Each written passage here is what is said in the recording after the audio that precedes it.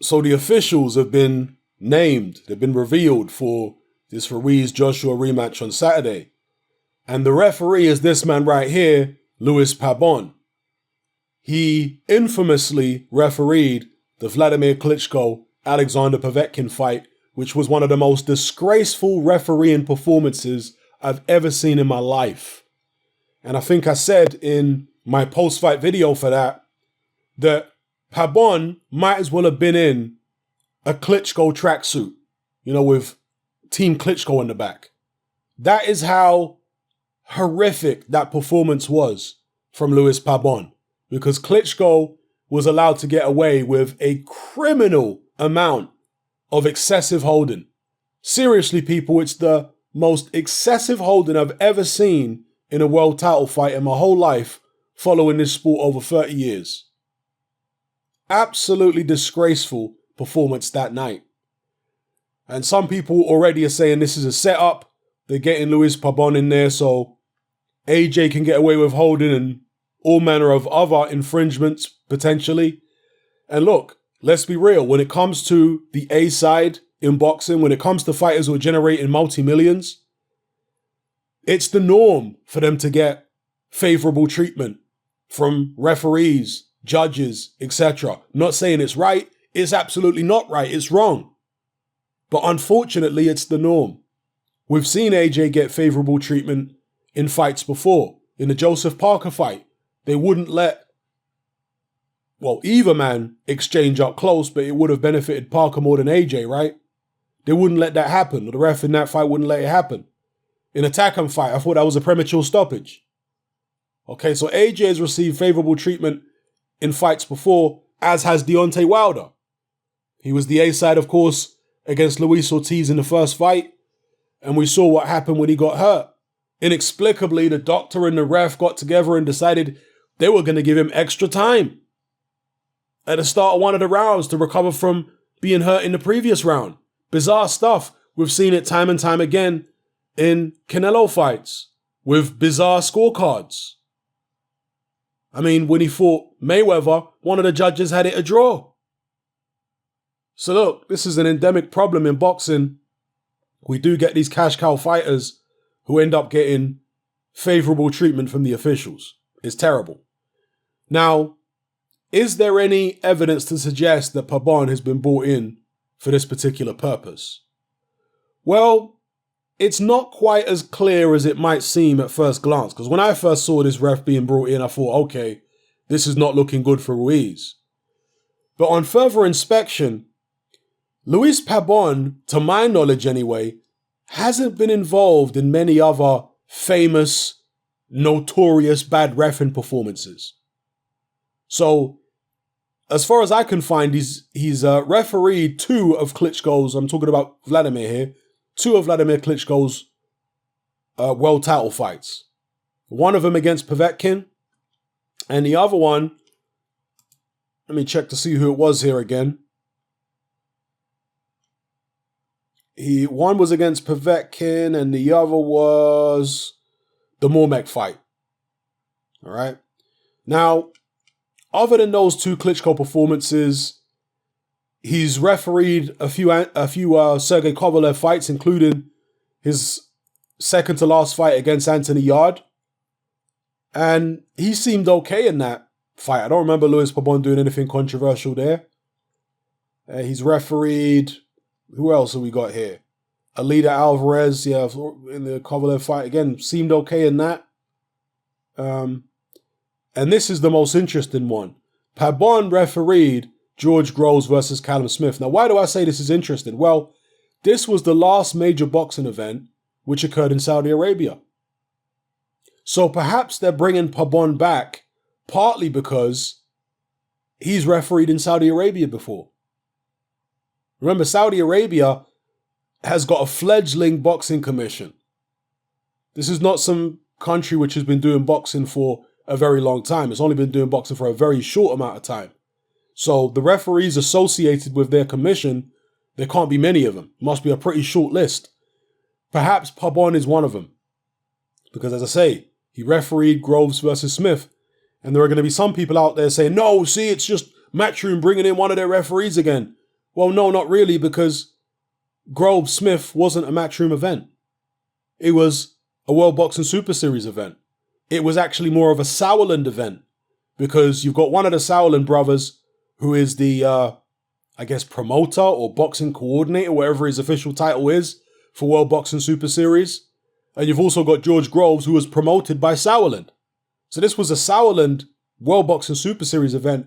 It wasn't a Matchroom event. Yeah? And they decided to bring that referee in. Callum Smith was a well-known, well, let me not say, he's fairly well-known in the UK, certainly well-known in the UK boxing community, but he was very much the B-side against George Groves. Groves is way, way more popular in the UK, certainly was then, than Callum Smith. So he was the A-side, right? Although, in the World Boxing Super Series, is there really an A-side? I mean, I guess there is, when Maris Breeders fought Mike Perez, he was obviously the A-side because he was allowed to get away with a hell of a lot of holding in that fight. In fact, who refereed that fight? Be interesting to look at that one. Was it Ruiz Pabon? But yeah, point being, I don't remember Ruiz Pabon doing anything controversial or bad in the Groves Callum Smith fight. So as far as I can tell, just looking through his reffing record at a quick glance, the only major controversy that I can see is the Klitschko-Povetkin fight. Now, why was that so controversial? As I say, he allowed Klitschko to get away with a criminal amount of excessive holding. It was just disgusting. But interestingly enough, he wasn't one of Klitschko's favorite referees. And I'm going to show you who one of Klitschko's favorite referees was in a second. And that's even more interesting. So Klitschko had Pabon in for the Povetkin fight and the Mormek fight. But other than that, he didn't feature in any of Klitschko's world title fights.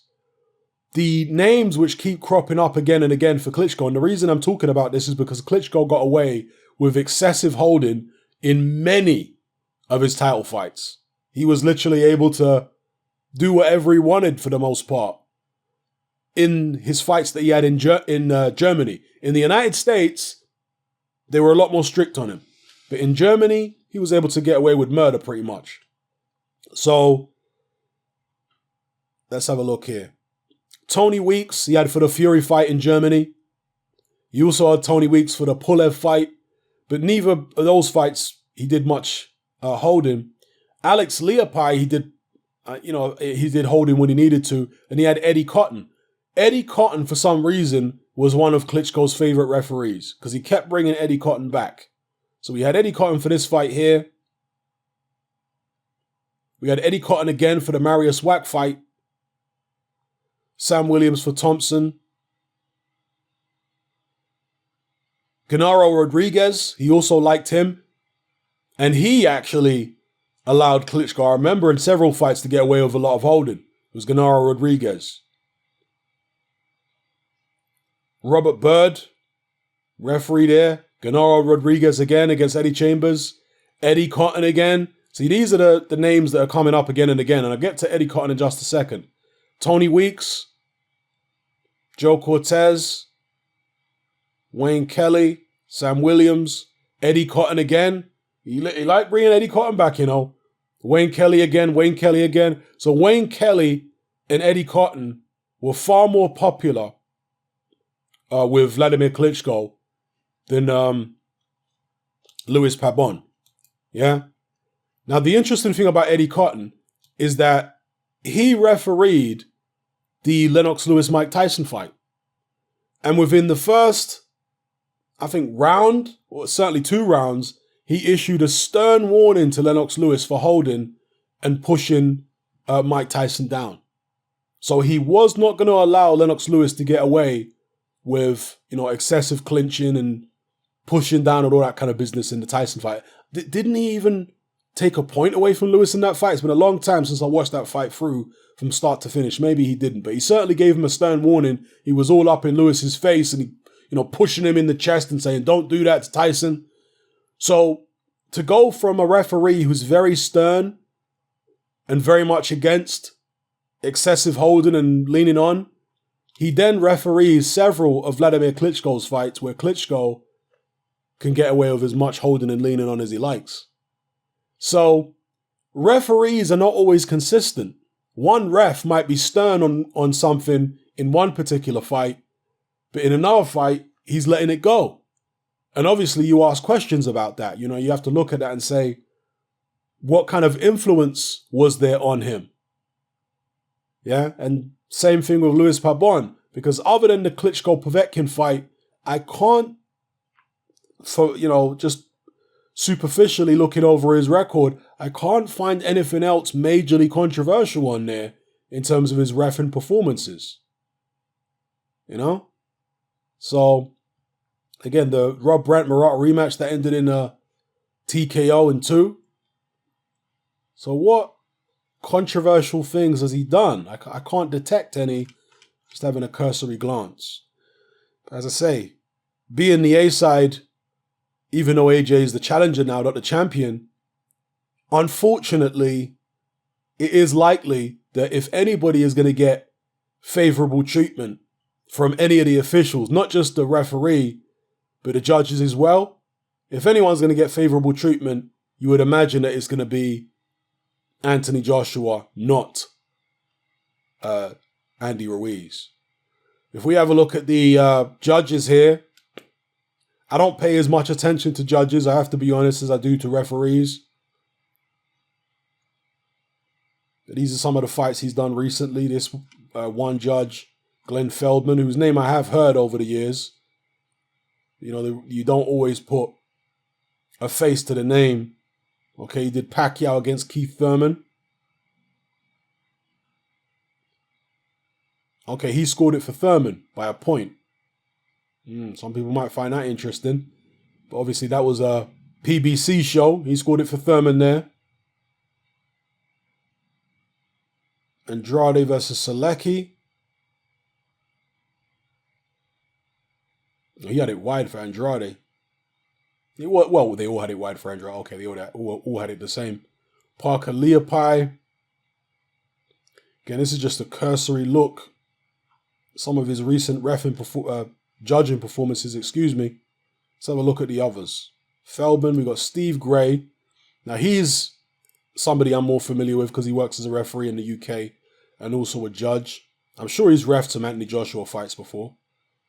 Has he been involved in anything controversial recently? Okay, so he did Dubois against Tete as a judge. Anything else here?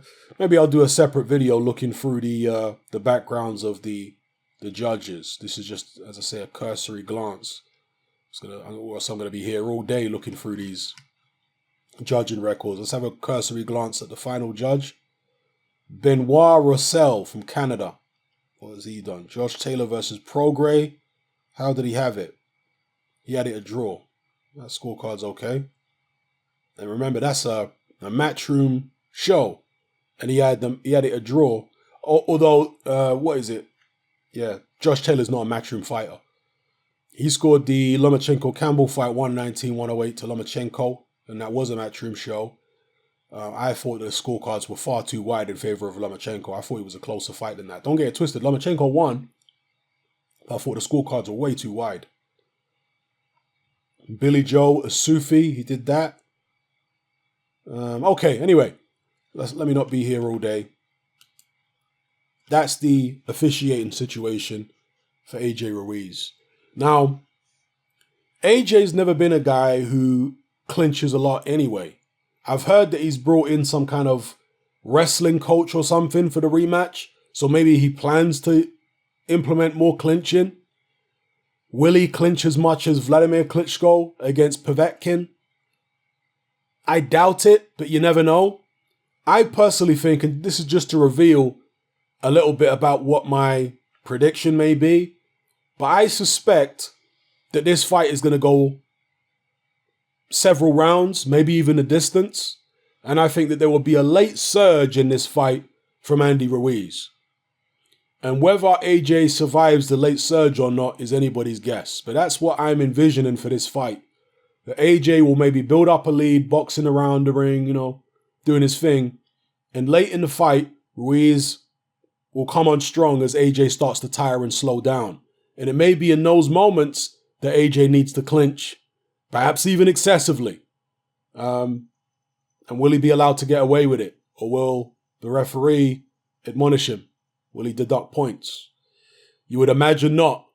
It's unfortunate, but that's the way it goes in boxing. As I say, he's had favorable treatment before, as has Canelo, as has Deontay Wilder, as have so many A-side fighters who are making multi-million-dollar purses. So let me know what you guys think in the comment section below. Again, we do have to remember that Pabon refereed the last major boxing event in Saudi Arabia, which was the Callum Smith George Groves fight, and that was not a Matchroom show.